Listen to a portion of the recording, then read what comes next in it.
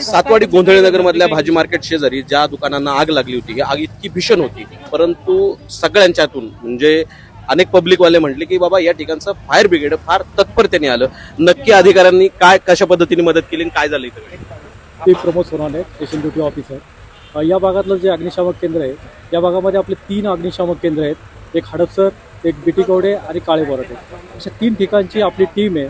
आपली जी टीम आहे ती सर्व उत्कृष्ट अशी टीम आहे आपली. या 3 अग्निशामक केंद्रातली जे जवान आहेत ते खूप समर्पित भावनेने इथे काम करतात. ज्यावेळी या दुकानांना आग लागली त्यावेळी एकाच वेळी आपण या 3ही गाड्या सोडल्या. म्हणजे काळे बोराटे ज्यावेळी सोडली त्यावेळी हडपसर सोडली आणि बिटीकवडे सोडली. त्याचबरोबर आपण सेंटरचा एक टँकरही बोलवला. अशा सर्व जवानांनी या ठिकाणी काम केलं आहे. या ठिकाणी ही जी 3 दुकानं आहेत ती 3 दुकानं पूर्णपणे जळालेली आहेत. आता दुकानामध्ये असलेले जे मटेरियल आहे इथं ज्यावेळेस आग लागली तुमच्या किती गाड्यांनी येऊन विझवली, त्याचबरोबर नागरिकांच्या सहकार्याने तुम्ही काय इथं जीवित हानी होऊ नये यासाठी काय काळजी? खूप चांगला प्रश्न आहे तुमचा.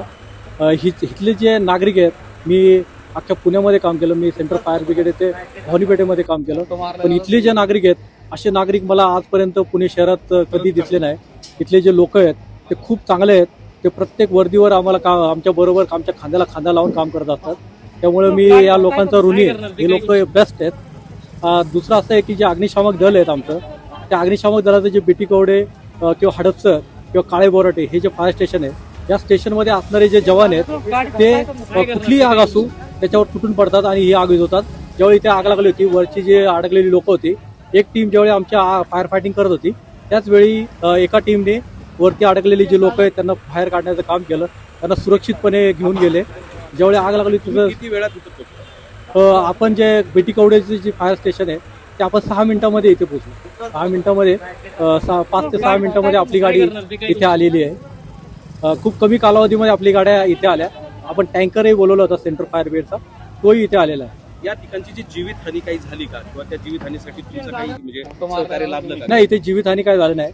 अग्निशामक दल वेळेत इथे पोहोचलं आणि इथे असणाऱ्या लोकांना त्यांनी इव्हॅक्युएट केलं आणि इव्हॅक्युएट केल्यामुळे इथे कुठलीही जीवितहानी फायर ब्रिगेडच्या तत्परतेमुळे झालेली नाही.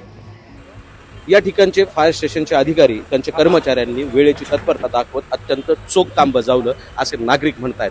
त्याचबरोबर इथल्या नागरिकांनी, सामाजिक कार्यकर्ते असतील, काही राजकीय पॉलिटिकल कार्यकर्ते असतील, हे सगळ्यांनी या अग्निशामक दलाच्या सोबत खांद्याला खांदा लावून काम केलं.